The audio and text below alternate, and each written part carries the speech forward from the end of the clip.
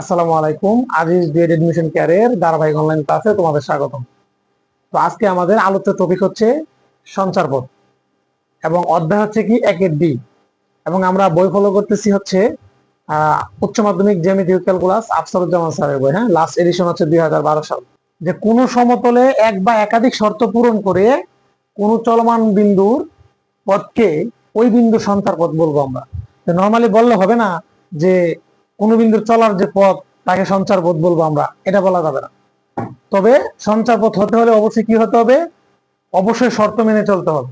কোনো একটা নির্দিষ্ট শর্ত থাকতে হবে, তাহলে কি হবে, সঞ্চারপথ হবে। নাহলে কিন্তু সঞ্চারপথ আমরা বলতে পারবো না।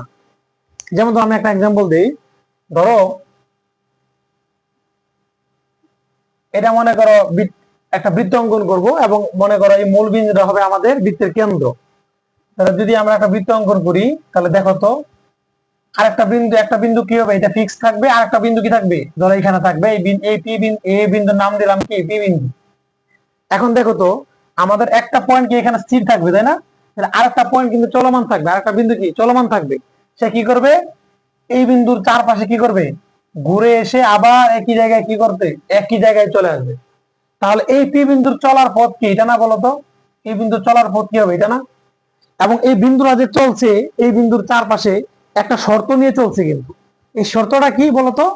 এই বিন্দু থেকে অলওয়েজ সে হচ্ছে কি, ধরো মনে করো একক দূরত্বে আছে, বা এ না দিয়ে আমরা দিতে পারি যেহেতু ব্যাসার্ধ মনে করো আর, অলওয়েজ কত ব্যাসার্ধ আর দূরত্বে সে অলওয়েজ মেনটেন করে তার চারপাশে কি চলছে, তাই না?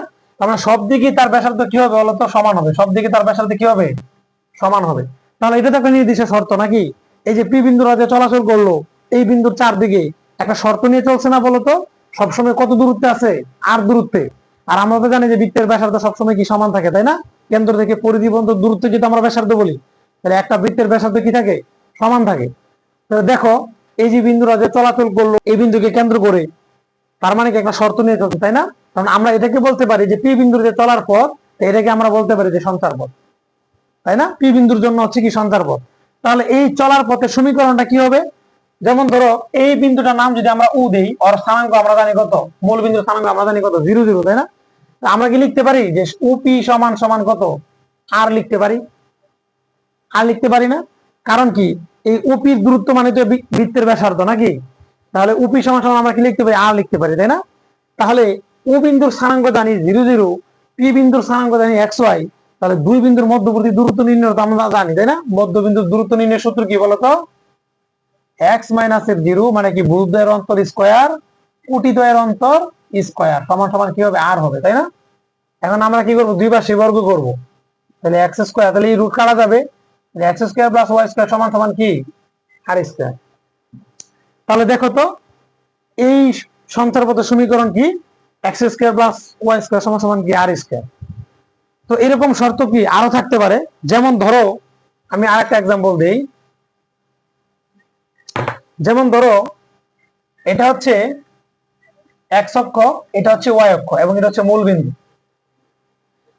ধরো এক্স অক্ষের সমান্তরালে একটা রেখা চলে গেছে, এই বরাবর চলে গেছে, এবং সেটা কি এক্স অক্ষের সমান্তরাল। সমান্তরাল মানে কি, সমান্তরাল আর সমান কিন্তু এক না, তাই না? সমান্তরাল মানে হচ্ছে এইখান থেকে এই বিন্দুর দূরত্ব যা হবে, এইখান থেকে এই বিন্দুর দূরত্ব যা হবে, যতই বর্ধিত করো না কেন, ইনফিনিটি পর্যন্ত তুমি যদি যাও, তাহলে এই দুইটা রেখার মধ্যবর্তী দূরত্ব কি থাকবে, অলওয়েজ সমান থাকবে। এটাকে বলে সমান্তরাল।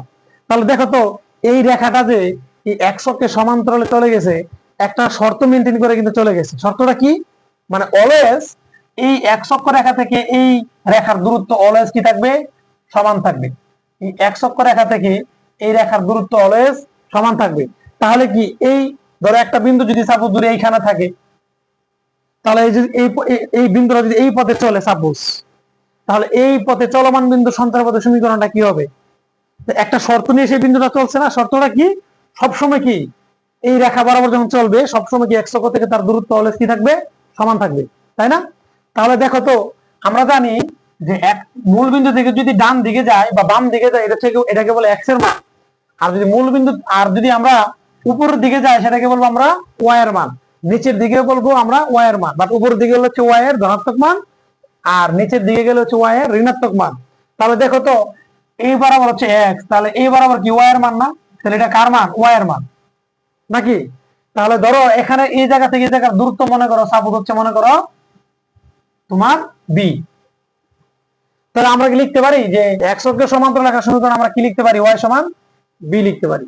কারণ কি এই রেখাটা এক্স অক্ষ থেকে বি দূরত্বে আছে এবং বিটা কার মান? ওয়াই এর মান, তাই না? এই জন্য আমরা ওয়াই সমান বি লিখছি। বা তুমি লিখতে পারো ওয়াই মাইনাস বি সমান বি, এইভাবে লিখতে পারো। এখন যদি আরেকটা শর্ত দিয়ে দেয় যে এরকম শর্ত হইতে পারে না যে ওয়াই অক্ষের সমান্তরাল, দেখো তো ওয়াই অক্ষের সমান্তরাল মানে কি এই রেখাটা সবসময় ওয়াই অক্ষ থেকে সমান দূরত্ব বজায় রেখে চলবে, তাই না? তাহলে এই পথের সঞ্চার, এই রেখা সঞ্চার পথের সমীকরণটা কি হবে আসলে?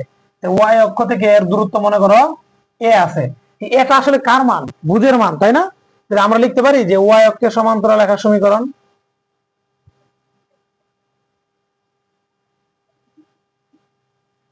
সমান্তরাল রেখার সমীকরণ